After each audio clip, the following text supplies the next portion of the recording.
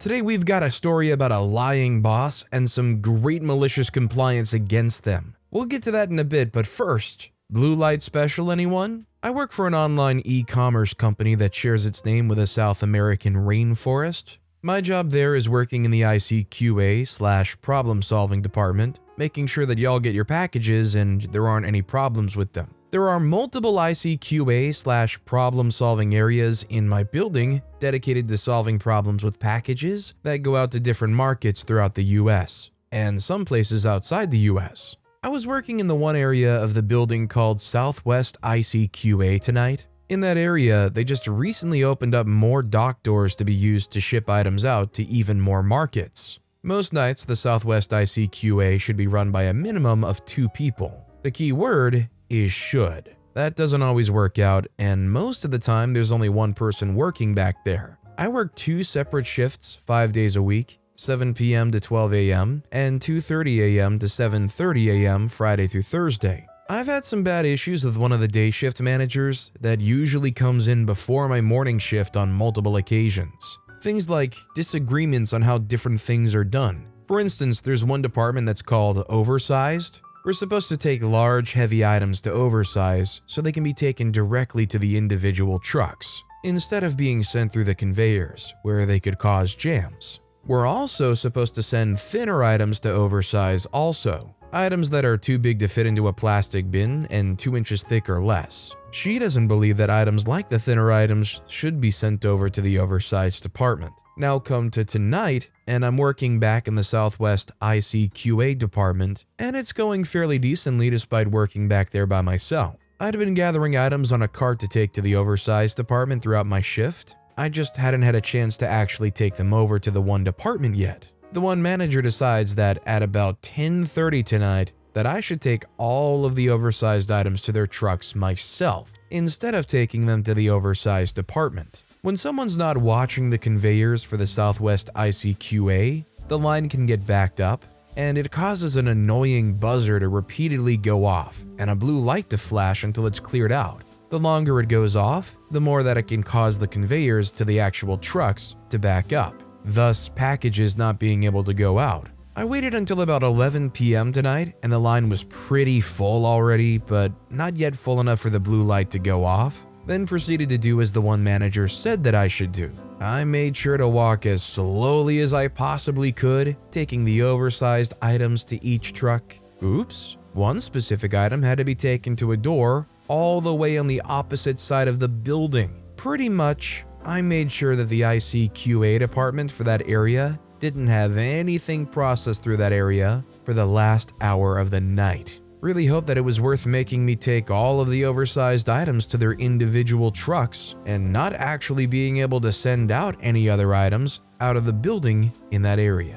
It's just not too surprising that the South American Rainforest Company has A, bad management, and B, probably doesn't care about that bad management very much. Also, hi, I'm Steven, and if you enjoy awesome stories of malicious compliance, why not hit that subscribe button down below? That said, our next story is Tell Me to Dress Nicer? Tuxedo it is. I'm the manager of a small nightclub and was there before opening making some repairs on plumbing. The dress code says that we should be in a suit, but I wasn't wearing a suit to get all dirty. A district manager walked in and jumped onto me for not wearing a suit. I had one to change into after I was done with the repairs. I acknowledged him and said it wouldn't happen again. A few weeks later, I got a wind that he was coming again. So I rented a tuxedo with a huge, ridiculous top hat and got a fancy looking cane and wore my Monopoly Man getup throughout the whole shift. The district manager didn't know what to say, and I got laughed at all night.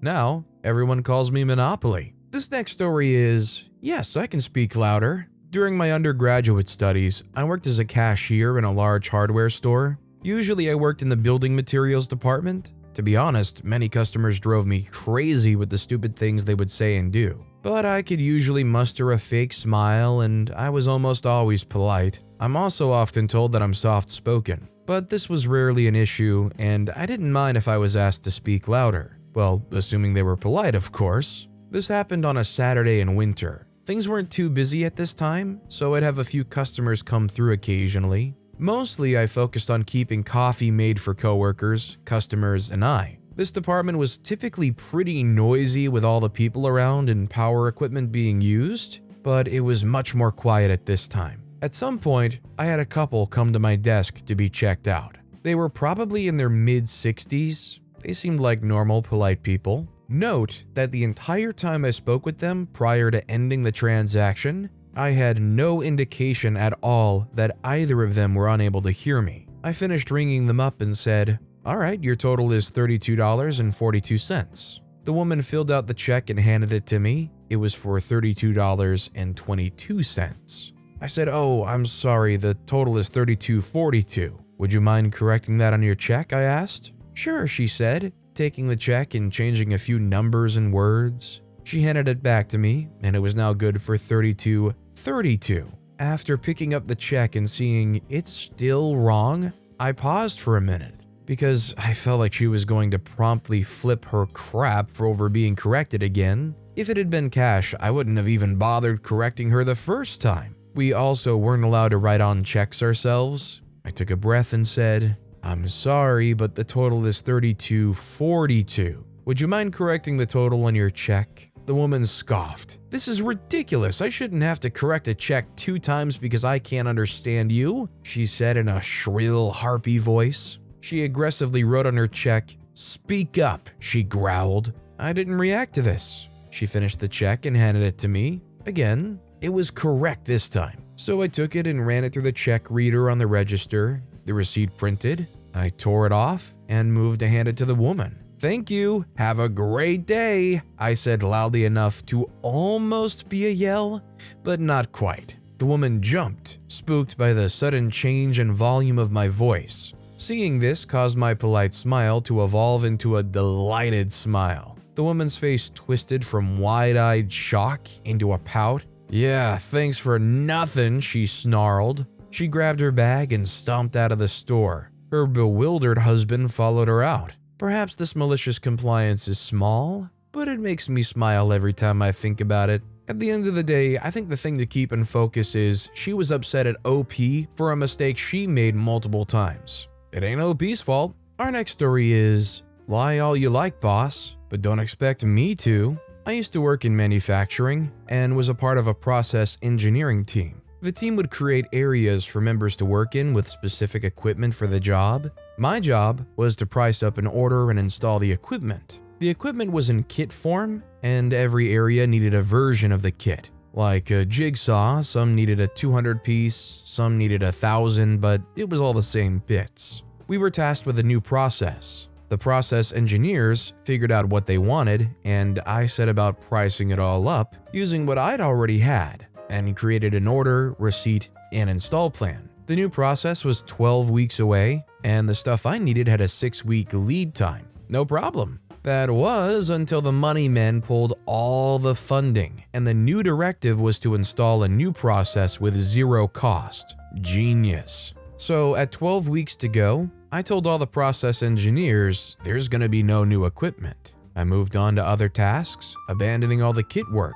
We have weekly meetings where I report every week. Well, I have no money, so no new kits. At 5 weeks to go, all the process engineers and manufacturing teams eventually realize they're in trouble. Without the kits, they have massive increases in their process times and won't achieve the process. So they all go en masse to the money men, "We need these kits." After a few days, one of my bosses, I had loads, comes up to me and says, "Got you the money, order them kits." I say, well, it's a bit useless to ask now. All the kit plans are from 12 weeks ago, and apart from the fact that most of the process engineers' plans have changed, the kits won't get here in time anyway, as it's 4 weeks to go and the stuff needs to be ordered 6 weeks before. "Just order it anyway, we'll sort it," he demands. I said, "There's no point, boss. That ship has sailed, the supplier won't be able to deliver." He said, "Right, let's go talk to the supplier." So off we go, 3-hour drive, where my boss asks the supplier, "What can we do to get the kits on time?" They say, "Order it when OP told you to." I could have kissed him. But whatever we do now, I cannot guarantee when you will get it. So plan for 6 weeks. I was asked to leave the room, where I assume they discussed money. I believe, not certain, the original cost I had priced up was nearly doubled. So back in the office the next day with 4 weeks to go, boss comes to me and says, "Can you create a receiving plan for the kits, please?" So I do, with a 6-week lead time, to arrive 2 weeks later than we need it, and I show the boss. They say change the receiving date to 4 weeks, not 6. I say, but that's not correct, boss. They say just do it, I'll lean on the supplier, get it sorted. I redo the plan, 4-week lead time, not 6. I print off a couple of copies, give one to boss, then go straight to another boss and inform him of what's going on. The second boss thanks me for the info and follows the first into a manager meeting,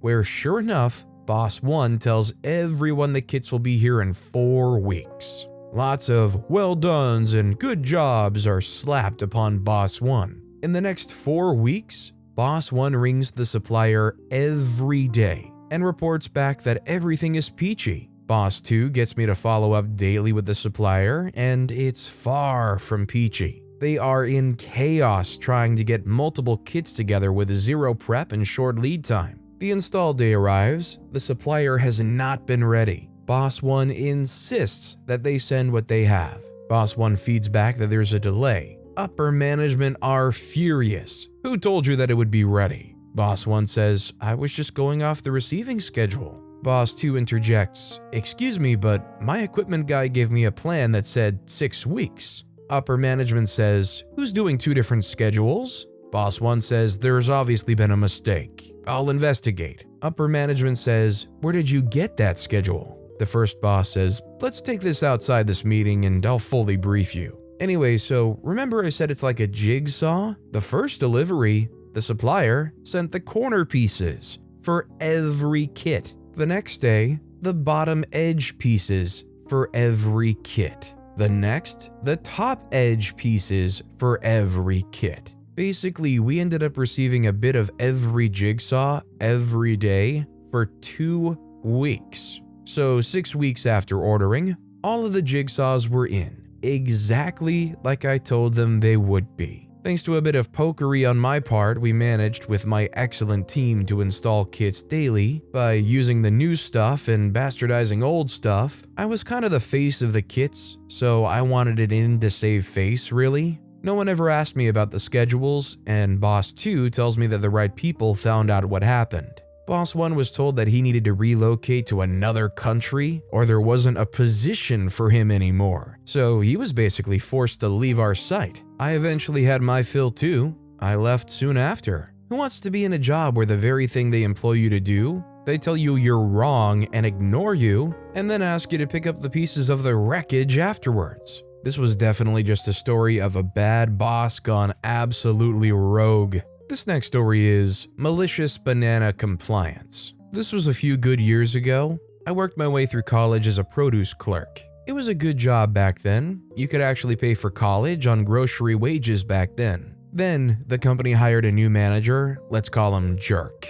Jerk was a tyrant. The union had agreed to a new deal with lower wages for new hires. Jerk decided it was his job to push out old-timers being paid under the old contract. Some of these people had been working there as full-time clerks for 20 to 25 years. Now they were only getting 16 hours a week. Complain? Okay, now you're on overnight stock duty. Many of these clerk workers were middle-aged women that had never worked stock duty and could not tolerate the physical demands, and were forced to leave. Me, I was a college student working about 25 to 30 hours a week. Jerk put me and a few others on nightly stock duty at 40 plus hours a week for months. Between school and work, I was exhausted but couldn't afford to quit. Fortunately for me, another produce clerk quit, and he had to move me back to the produce department. Enter the new head of produce, let's call him D-Wad. D-Wad was young, cocky, and trying to toe the line with Jerk.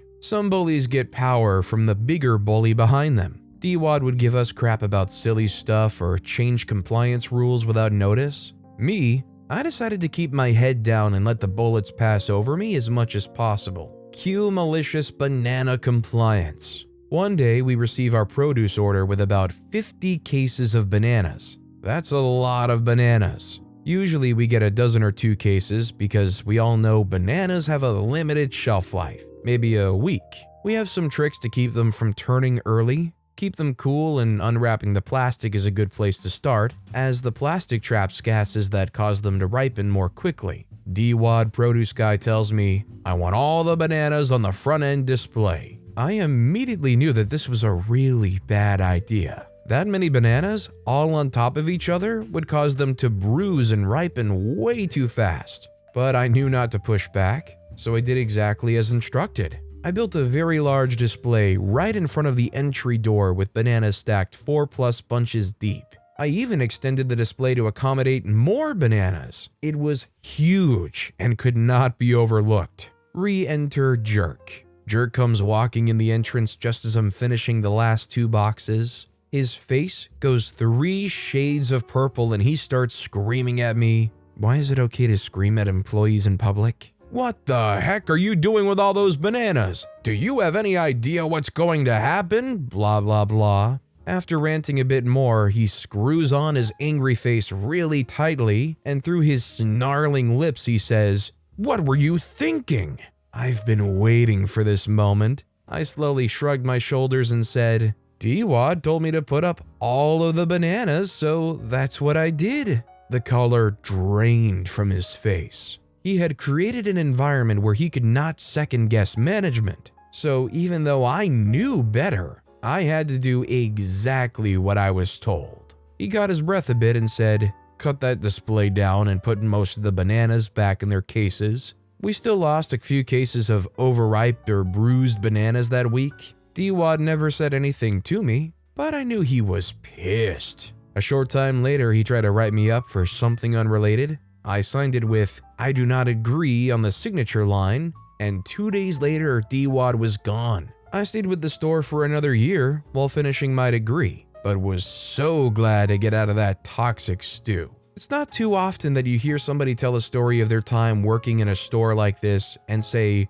oh, the staff was lovely, it was a great time. Honestly, such a shame. It's also a shame about those bananas. But with that being said, that's all the time we have for today. Now, if you want to hear another absolutely awesome story of malicious compliance, check out that video on the left. Or if you missed my latest video, check out that video on the right. That said, I'll see you all next time with some more stories.